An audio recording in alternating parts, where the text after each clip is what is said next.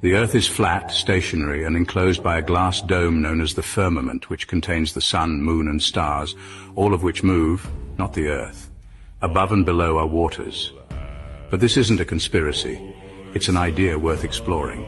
If satellites were really in space, why would we need communication towers in the middle of the ocean? A compass only functions properly on a flat surface to differentiate between north, east, south, and west. Water always stays level and contained, therefore the Arctic Circle and Antarctica act as natural barriers that hold the oceans in. The solid glass dome, or firmament, keeps the air inside, creating a sealed, airtight environment.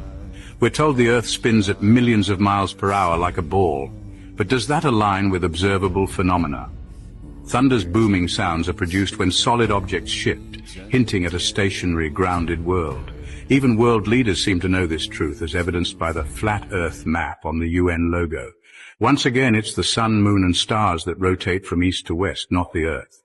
Therefore, the heliocentric model raises questions. The people who taught us that the Earth is a globe are fully aware of and believe in the flat, enclosed system we all live in, a system from which no one can leave.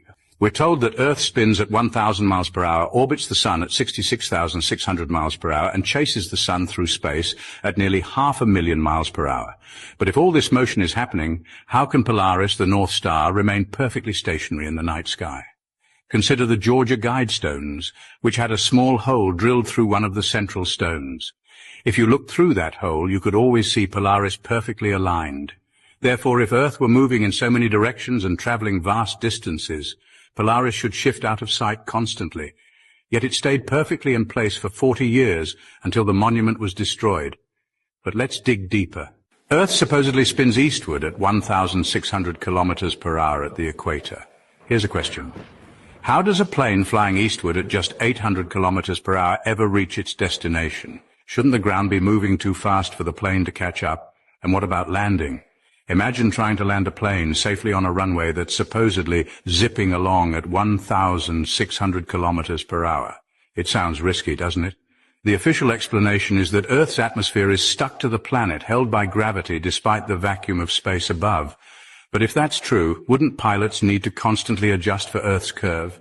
At 800 kilometers per hour, a plane would need to lower its nose by around 850 meters per minute to stay aligned with Earth's curvature.